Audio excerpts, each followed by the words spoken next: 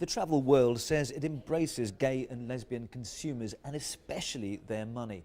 But are these just whispered sweet nothings that have nothing to do with the real world?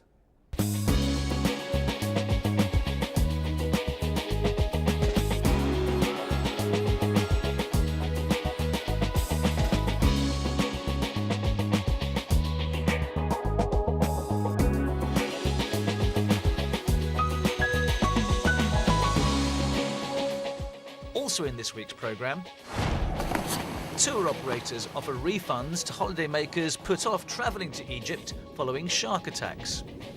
Christmas in the Czech Republic, or perhaps on a Pacific atoll. Find out later in the programme. And join me on a visit to that infamous and unpronounceable Icelandic volcano. Eyja Eyjafjallajökull.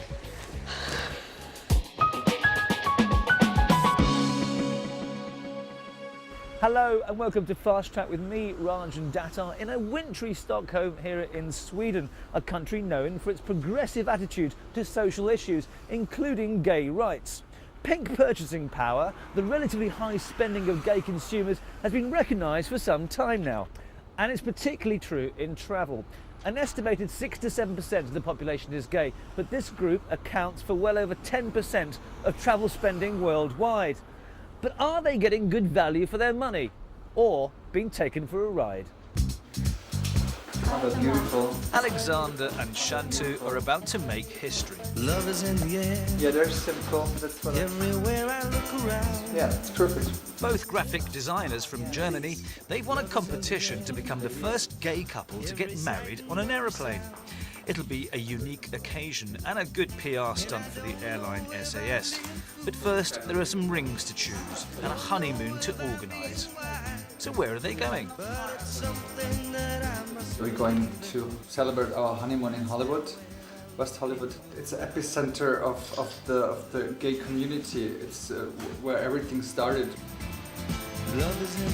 So perhaps not such a surprising choice, but there are a growing number of new destinations appealing directly to the lucrative gay market, and the reason is quite simple.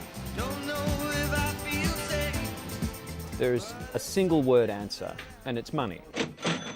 There are more and more destinations, airlines, hotel groups chasing this lucrative pink, gay and lesbian euro, pound, dollar. But as competition increases, you can't just fly a rainbow flag and be gay friendly. You actually have to deliver on the promise. And that's the challenge for the industry today. We set aside a budget, a yearly budget, with an actual business plan, if you like, to try and see what we can do to go into that particular market for many different reasons. One of them, and we can't hide the fact that it is a lucrative market. In fact, a new study by OutNow estimates the lesbian and gay market to be worth a potential $142 billion in 2011. Stockholm itself introduced same-sex marriages back in 1988 and prides itself on being a gay-friendly city. The Pride March is the city's biggest event of the year. Stockholm even has a dedicated marketing network for the community, a recognition as much as anything else of its influence in trend setting. A lot of surveys shows that they are frequent travelers. They have a bigger spending account when they travel, and that is of course interesting for a destination. Statistics show that gay and lesbian travelers are extremely loyal to their brands, which is of course very important in a highly competitive market.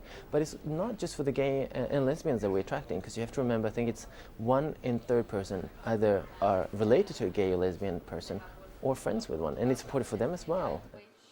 But not all destinations, tour operators or hotel chains have been as thorough as Stockholm. In the rush to get these high spenders on board, many fail to address the unique needs of this market, which is why conferences like this one are being organised. So what about the gay and lesbian traveler that we are trying to attract? But hang on a second, how are lesbian and gay travellers different to anyone else anyway? The answer is that they are not. Lesbian and gay travellers want what everybody else wants. And when you travel, it's not that difficult, it's not rocket science. You want to relax and you want to feel comfortable. That's why you spend your money on going on vacation. Where lesbian and gay people are the same, the environment that they operate in is different because they are not the norm. Do you need help with the luggage? Of course, tolerance and respect is the main demand. As we know. Ian Johnson now goes around the world training hotel staff from major chains, like here at the Hilton in Stockholm. If we're not sure of their marital status, but we know they're a couple, the best thing to do is not to use the word friend, of course, as you know, but partner is a good choice. What should we do if we are not sure if they are a couple or not? There are certain things you can do. You can remind them of what the booking type is. So I'm just checking the details of your booking. I have you on a top floor, away from the elevator, in a double room. Is everything correct? Of course, one obvious problem is homophobia and discrimination. In many cases, that's embedded in local culture and religion. But there are many cases of supposedly liberal countries letting consumers down, as fast-track viewers have been telling us. I was traveling once in Australia and staying in a quote-unquote gay resort. And in this case, it was kind of a dowdy, frumpy sort of place to begin with. And then it seemed that once the sun went down, on the hour, some truckload of local yahoos would come by, stop, pull their truck in front of the resort, yell things like "poofter," blow their horns, and then speed off on their way. I met two American men about 6 months ago who were traveling in Thailand, and they had booked a gay-friendly package and checked into their hotel and were refused a double bed. They were only offered 2 single beds because they were 2 men, so clearly being a gay tour operator or catering to the gay market, it hadn't translated down to the hotels. It would be stupid to imagine that gay travellers are welcome all over the world. Certain countries, for religious and cultural reasons, refuse to even acknowledge them, and homosexuality is actually banned in more than 80 countries.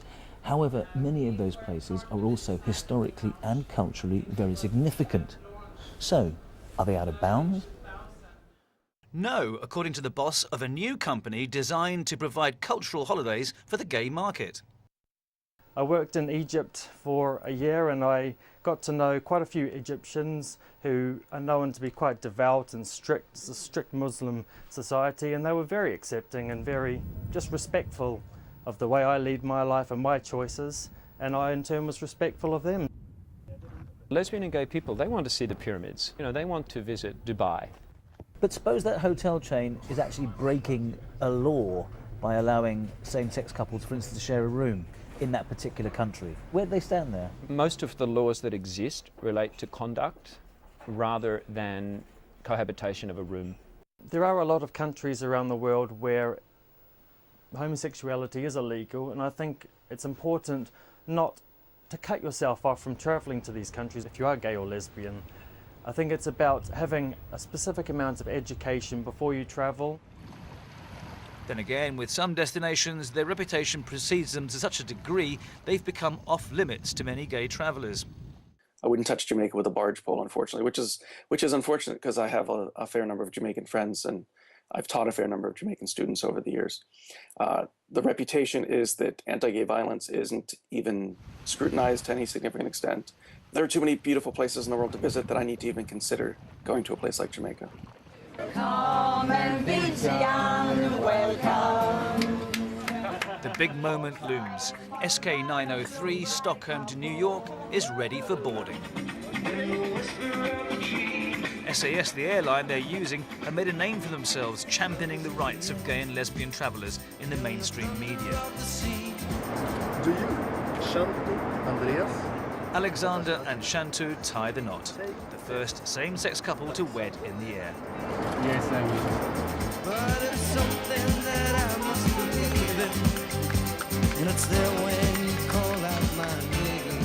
Accompanied by a unique rap from an SAS stewardess. For the very first time in history, a gay wedding in the air, that's what we're gonna see. It's a milestone of sorts for the gay community, but still only a staging post on a long journey for acceptance that is far from over. To next level and go high above. Of course, it sounds a little bit strange for us sitting here in the SAS business class, talking about inspiring people to get married and making them fight for their rights, but in the end it is what it is about. Love is in the air, in the rising of the sun.